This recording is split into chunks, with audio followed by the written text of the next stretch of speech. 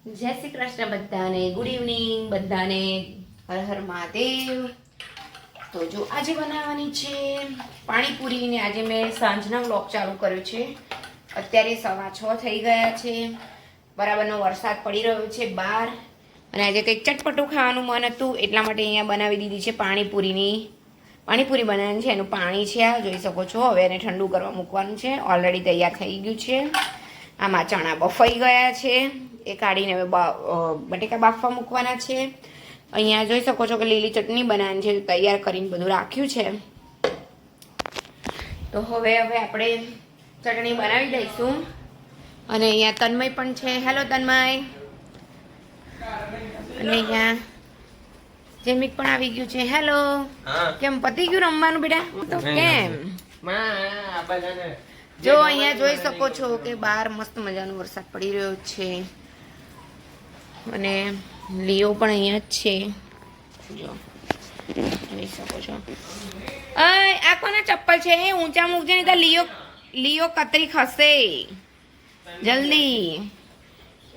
હા જો અહીંયા જોઈ શકો છો કે બટેકા પણ જો હજી ગરમ જ છે, ગરમ ગરમમાં જ હું છૂંદી નાખું છું। બટેકા અને ચણા બંને મિક્સ કરી દઈશું આપણે મસ્ત મજાના, જોઈ શકો છો। અહીંયા ડુંગળી પણ સમારી દીધી છે અને આ દહીં પણ મેં આટલું થોડુંક કર્યું છે। મેં કીધું ચલો આજે દહીં ચાટ પણ બનાવીને ખાઉં, એમ દહીં પૂરી, સોરી ચાટ નહીં। તો એટલા માટે આ ગળ્યું સરસ મજાનું દહીં ઘરનું છે, તો મારા જેટલું કરી દીધું છે।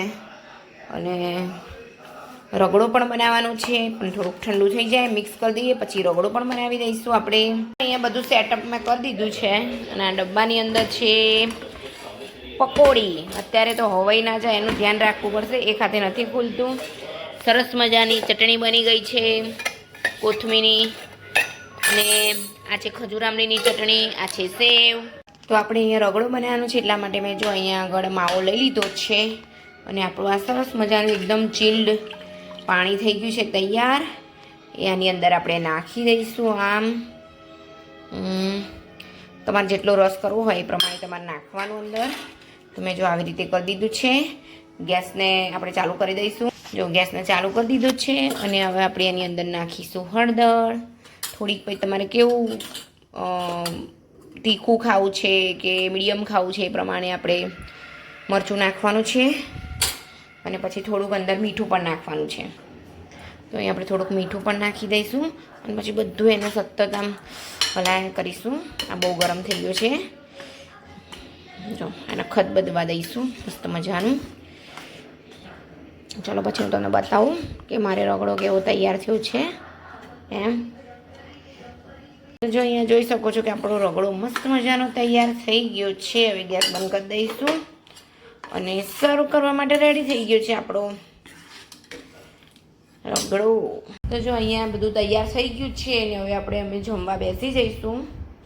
જો અહીંયા જૈમિકને છે ને જલજીરા નાખીને પાણી બહુ ભાવે એટલે એવું પણ લઈ લીધું છે। તો બધું જો સેટઅપ થઈ ગયું છે, મારા મોઢામાં તો અત્યારથી પાણી આવી ગયું છે કે ચલો ખાઈ લઉં ફટાફટ। પણ તમને બહારનું વાતાવરણ પણ તમને બતાવી દઉં। તો બહાર જોઈ શકો છો લીઓ જો બહુ મસ્તી કરે છો હમણાંથી। હે લીઓ, જો અહીંયા પેશાબ કરી ગયું ને, હવે સાફ કરવું પડશે બધું। તો જો જોઈ શકો છો વાતાવરણ પણ તમે જોઈ શકો છો।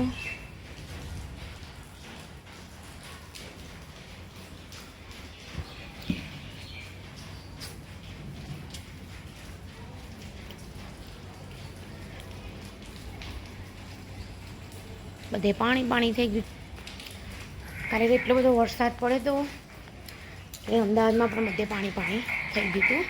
શું કરવું છે? બસ ગાભા લઈને બે જવાનું તારે તો આખો દિવસ, બધા પોતાને સીધા નહીં રહેવા દેતો નહીં, હે ને? અને બધું ક્યાંથી લાવી દે છે। શું કરવું છે? તમારે ક્યાં ગઈ જુલી? જુલી ક્યાં ગઈ જુલી? હે? તો જો અહીંયા અમારે આવી રીતે લીલો અમે આવી રીતે માવો તૈયાર કરીને રાખીએ છીએ।